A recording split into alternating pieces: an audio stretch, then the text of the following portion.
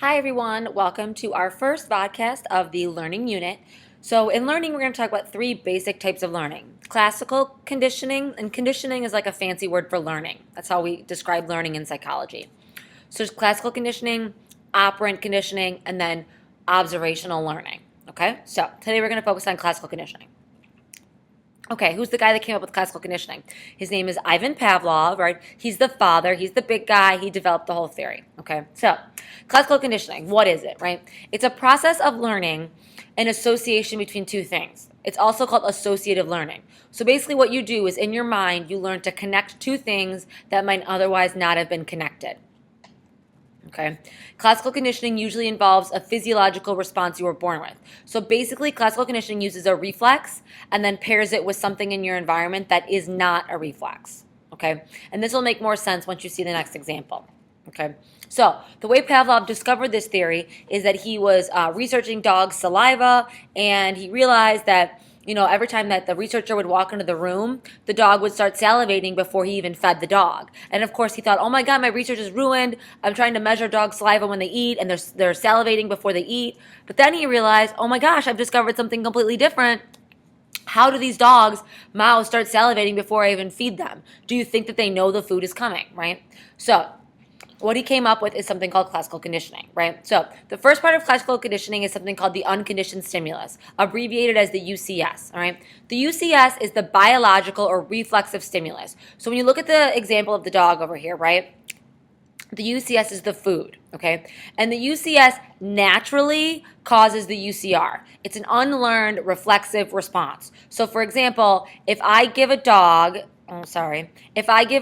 food, their mouth will salivate. I never have to teach them that. That's literally, they're born with it. It's the same exact thing for you. If you put something sour in your mouth, it'll salivate. If I clap in your face, you'll blink. If you put your hand something hot, you'll pull it away, right? Those are all reflexes, okay?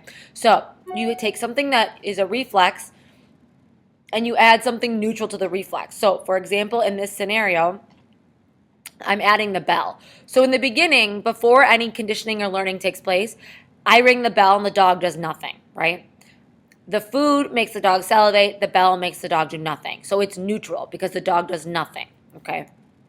Now what happens is that eventually, if I continually, during the conditioning process, if I connect the bell with the food over and over and over again, it goes bell, food, salivate, bell, food, salivate, bell, food, salivate. Eventually, right? The bell that was neutral becomes conditioned because the bell will cause salivating without the food, okay? So what was once neutral becomes conditioned. And conditioned is learned. So what was once neutral is now learned, okay? And then the conditioned response stays the same. So the UCR and the CR are always the same. The response is the same. The dog is salivating here and salivating here. So it's not the salivating that changes. It's what's causing the salivating. In the beginning, it was the food, the reflex, and at the end, it's the bell because the bell was connected with the food. Okay, so here's what this looks like, right? You have the food equals salivating. Bell plus food equals salivating. Bell plus food equals salivating. Bell equals salivating. Okay?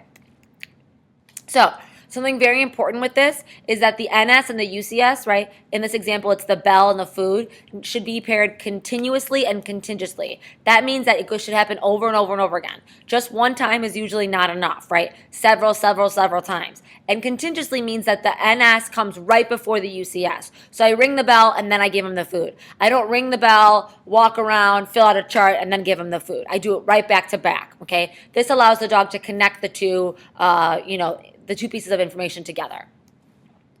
Okay, so you can actually take this one step further. Okay, so the first thing that we just learned about was that the bell connected to the meat powder makes the dog salivate, right? So I give the dog meat, it salivates. The bell plus meat, salivate, bell, meat, salivate, bell, salivate, right?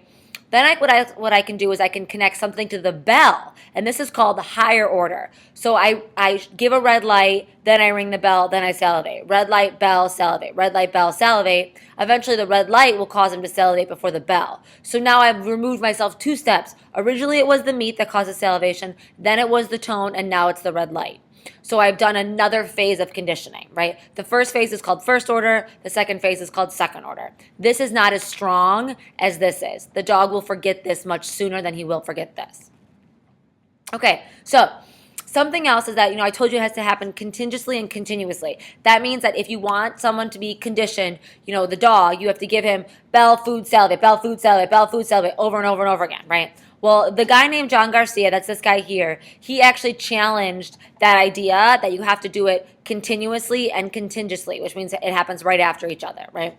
So what he found is that basically humans and rats, that he found out, develop taste aversions. And this is avoiding a food because you became violently ill after eating it, okay?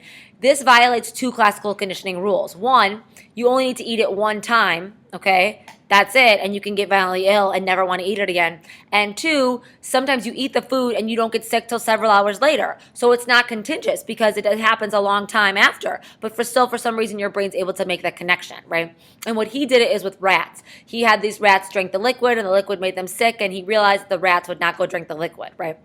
So this basically shows that from an evolutionary standpoint, there are some things that you can learn to be conditioned to easier than others because it's good for your body. It makes sense that you would only need one time of getting food poisoning to remember it so that you don't get it again and then possibly die. Whereas opposed to salivating to a bell really isn't life-threatening, okay?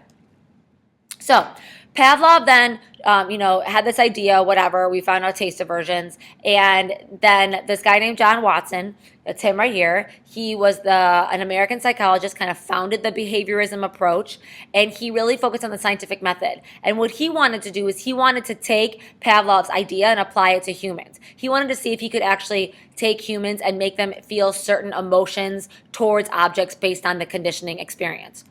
So what he did is the little Albert experiment. So he wanted to see if he could make this little infant, that's little Albert, it's actually him right there, right? Oh, look at little Albert, right? They wanted to see if he could make him afraid of a rat. So he shows little Albert the rat, and little Albert does nothing. There's no fear. It's neutral, right? Then he hits a loud bar, and the infant cries because the infant's scared. So a loud noise naturally makes you scared. So the UCS is the loud noise, and the UCR is the fear. So what he does is he does the rat plus the loud noise equals crying. So he shows him a rat, and then he goes, bam, bam, bam, bam, right? And then the infant, rat, bam, bam, bam, bam, rat, bam, bam, okay, over and over and over again, okay? And what happens is eventually he shows little Albert the rat, and without making any noise at all, little Albert thinks the noise is coming, and so he starts to cry. He has associated the loud noise with the rat, and so now what was once neutral now becomes conditioned. Okay, so again, the chart here, right? Loud noise equals crying. That's a reflex. The rat is connected to the loud noise equals crying. Eventually, the rat equals crying. Okay, so phobias can be caused by classical conditioning. So for example, right, you have something neutral like this scary clown, and then you see an awful scary movie, and then you're afraid, and then the clown equals afraid, right? We'll talk a little bit more about this in class. Advertising works this way, right? So you take something that's neutral, like this bag of chips, right? And you connect it with this woman right here, right, who's very scantily clad dressed, right? And that naturally causes a pleasurable feeling because she's very attractive. So then the chips eventually cause a pleasurable feeling, right? There is nothing about this that talks about chips, right? It doesn't talk about how good the chips taste or anything. But they're using the attractiveness you feel and trying to associate the attractiveness of the woman with the chips. Same thing with the alcohol here, right? They're taking the alcohol, they're connecting it with Kim Kardashian, who's naturally attractive. Eventually the alcohol, they hope, will make you feel attractive or attracted to the alcohol. Okay? A couple of things you have to know, additional things about classical conditioning. Maybe. Okay, sorry. So first thing is stimulus generalization. This is that sometimes when you learn something, the learning can be generalized to other things. So for little Albert, instead of just being afraid of white rats, he actually became afraid of anything that was white and fluffy. So his fear was generalized to things outside of rats. It was snow, it was Santa's beard, it was bunny rabbits, it was rats, it was it was anything white and fluffy. Okay, this is basically the opposite of stimulus discrimination, and that's where you only give a response to the original stimuli. So this would be like if little Albert did not freak out at anything besides rats. Extinction is when the response goes away. So if I don't continuously connect the loud noise with the rat, eventually little Albert will stop being afraid of the rat. And then spontaneous recovery is then after something becomes extinct, all of a sudden out of nowhere, little Albert becomes afraid of the rat again. Okay?